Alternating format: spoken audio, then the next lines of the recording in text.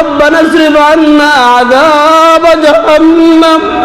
মুত্তাকি যারা হয় ওদেরকে দেখবা ওরা রাতের আধারে সিজদায় পড়ে পড়ে নামাজে দাঁড়ায়া দাঁড়ায়া সিজদায় পড়ে পড়ে বলবে আল্লাহ রব্বানা ইসরিফ আন্না আযাব জাহান্নাম, রব্বানা ইসরিফ আন্না আযাব জাহান্নাম ইন্না আযাবাহা কানা গরামা। ওদেরকে দেখবা সিজদায় পড়ে পড়ে ওরা জাহান্নামের ভয়ে সারা রাত কাঁদবে, সিজদায় পড়ে পড়ে জাহান্নামের ভয়ে কাঁদবে। ওরা আল্লাহরে বলবে আল্লাহ রব্বানা ইসরিফ আন্না আযাব জাহান্নাম।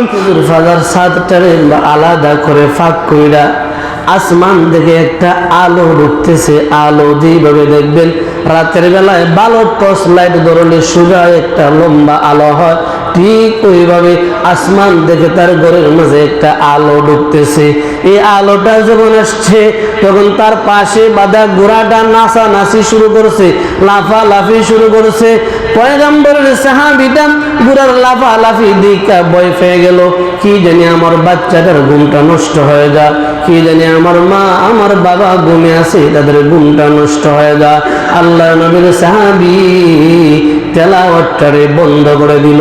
যে মাত্র তেলাওয়াত বন্ধ করে দিল ঘোড়ার লাফালাফি বন্ধ হয়ে গেছে, আলোটা আসা বন্ধ হয়ে গেছে। পয়গম্বরের সাহাবী ফজরের নামাজে পয়গম্বরের সামনে দাঁড়ায় কয় ও রাহমাতুল লিল আলামিন, রাত্রে বেলায় তো এই ঘটনা আমার ঘরে ঘটছিল, আমার ঘোড়া লাফালাফি শুরু করলো, আমার ভয় হয়েছিল আমার বাচ্চাটার ঘুম নষ্ট হয়ে যায়, আমার মা আমার বাবা তাদের ঘুম নষ্ট হয়ে যায়। পয়গম্বর আমি তো তেলাওয়াত বন্ধ করে দিলাম। ও যুবক ভাই শুনো পয়গম্বরের উত্তরটা কেমন হয়। পয়গম্বর ডাক দিয়ে কয় সাহাবী কেন তেলাওয়াত বন্ধ করলা? তেলাওয়াত যদি চালু রাখতা আল্লাহর রহমতের ফেরেশতারা আসমান থেকে জমিন পর্যন্ত কাতারবন্দি হয়েছিল তোমার সাথে মুসাফা করার জন্য। আসমান থেকে তোমার ঘর পর্যন্ত ফেরেশতারা কাতারবন্দি হয়েছিল।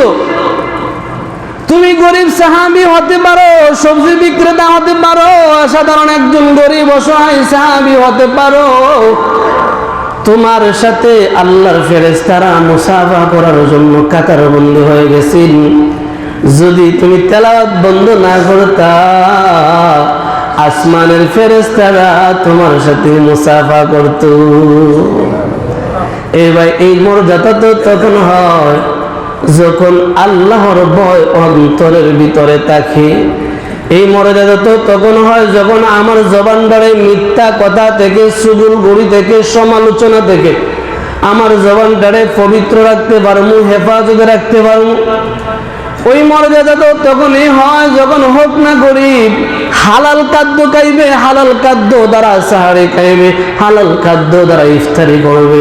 হোক না গরিব সৎ পথের প্রতীক হয়ে গেলে, আল্লাহওয়ালা হয়ে গেলে তার মর্যাদা এত বাইরে যা, এত বাইরে যা।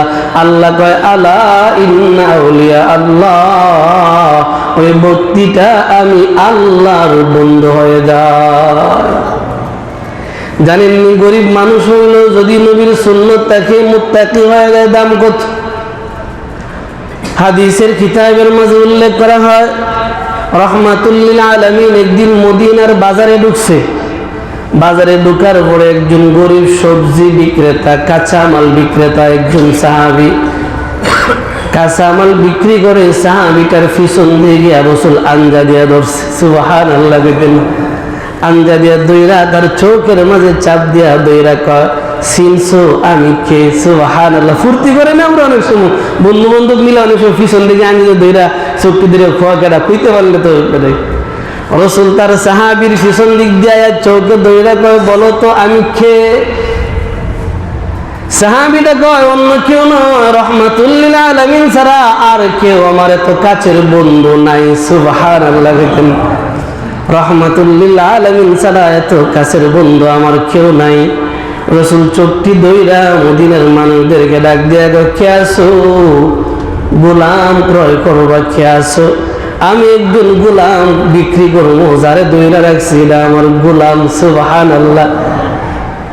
সাহাবীরা চিল্লানি দিয়ে কয়, রসুল বলছে আমি রসুলের গোলাম, আমার জীবনটা ধন্য হয়ে গেছি।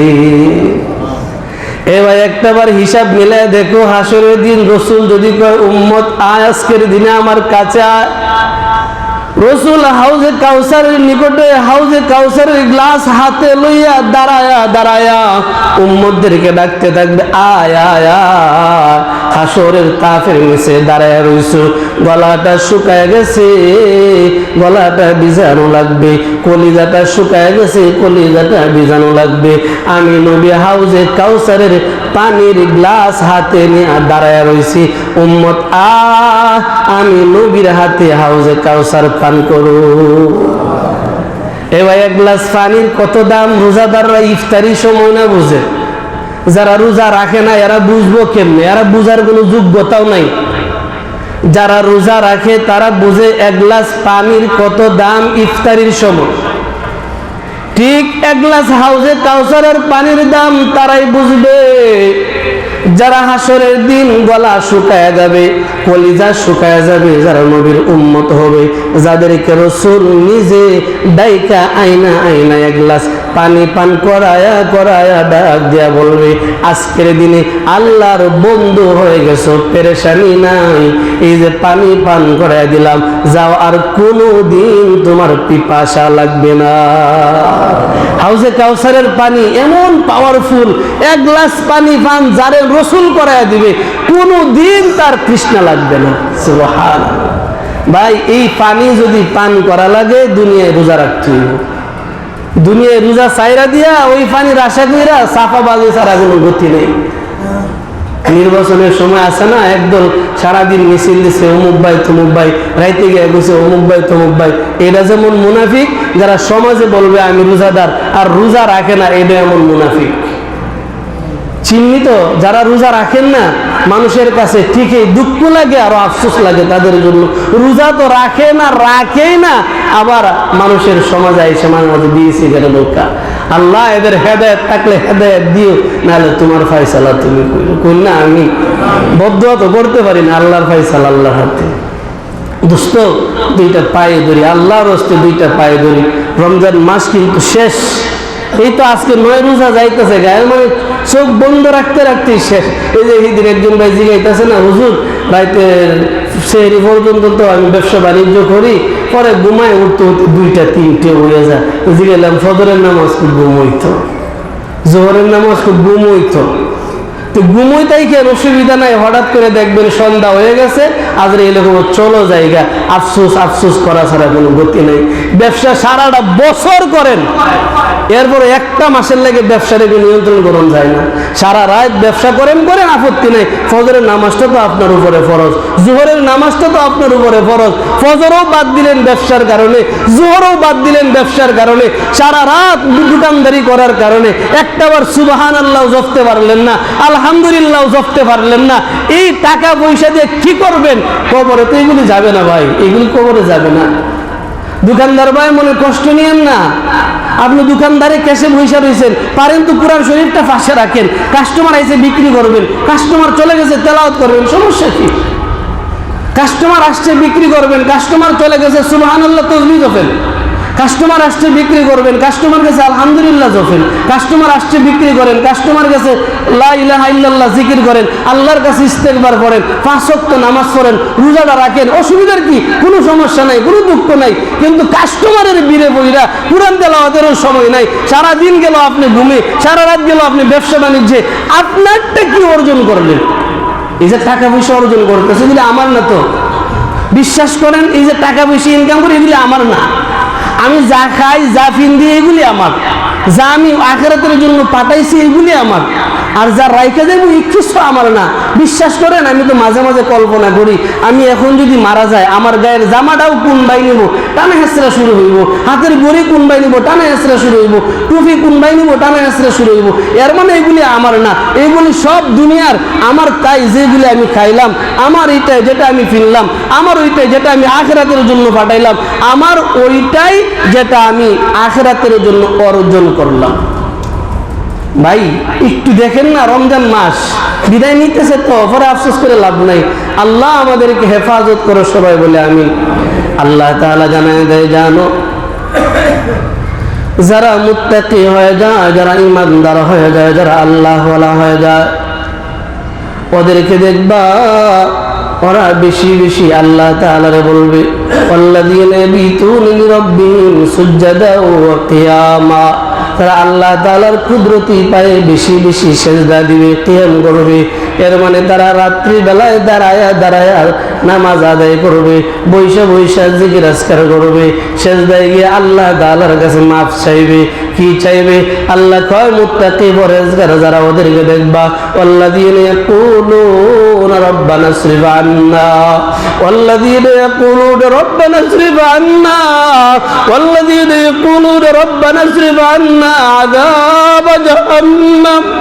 মুত্তাকি যারা ওদেরকে দেখবা ওরা রাতের আধারে সেজদায় পড়ে পড়ে, নামাজে দাঁড়ায়া দাঁড়ায়া সেজদায় পড়ে পড়ে বলবে, আল্লাহ রব্বানা ইসরিফ আন্না আযাব জাহান্নাম, রব্বানা ইসরিফ আন্না আযাব জাহান্নাম ইন্না আযাবাহা কানা গরামা।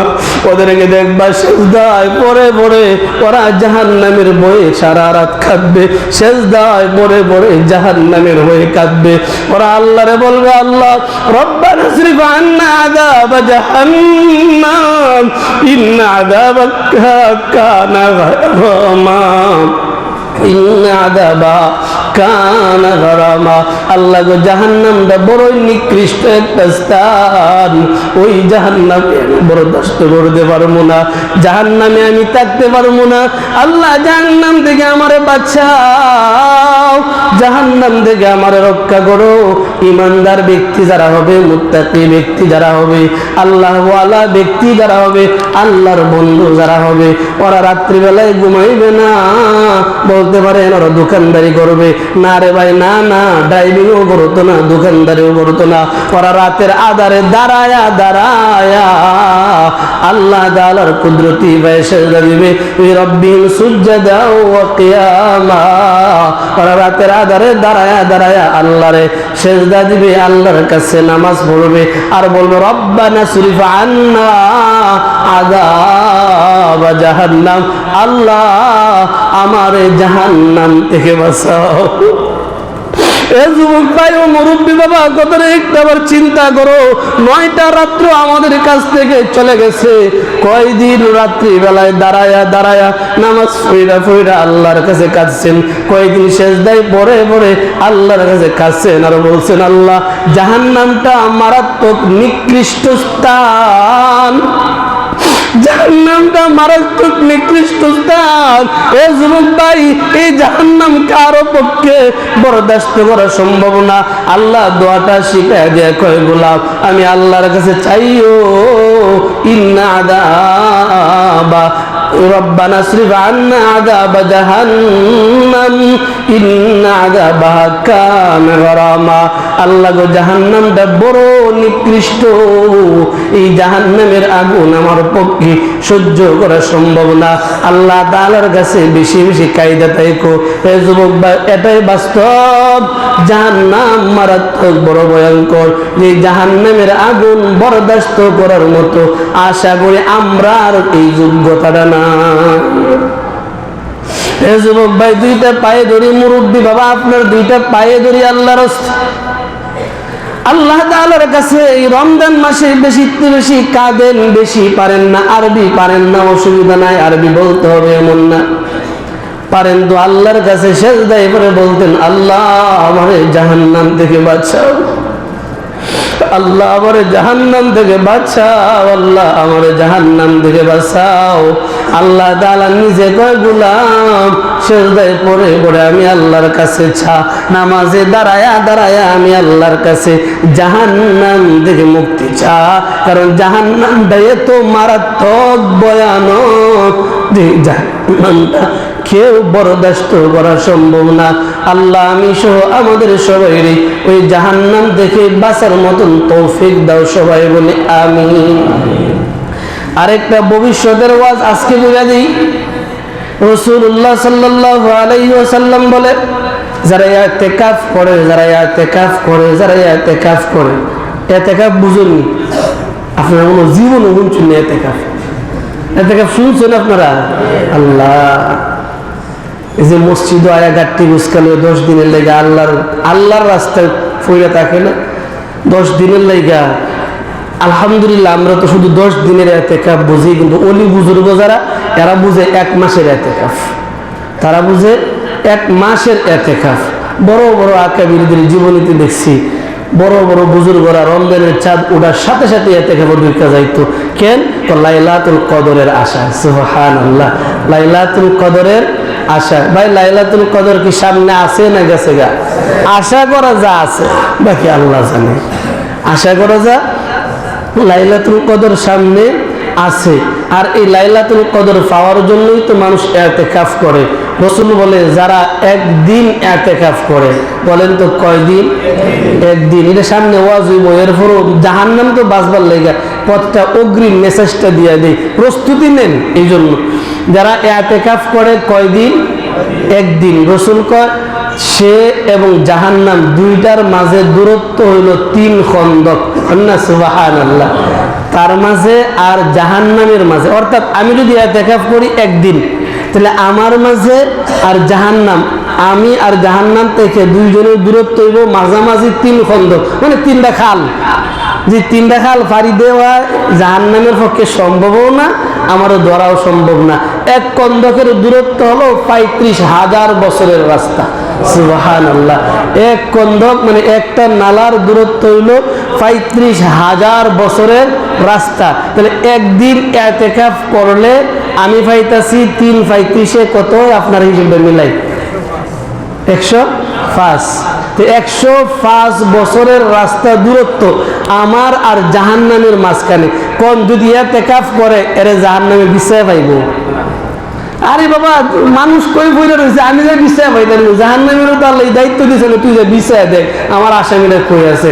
আমি আল্লাহর দায়িত্ব আমি জাহান্নামে দেওয়ার, তুই বিছায় লওয়ার দায়িত্ব তোর নাই।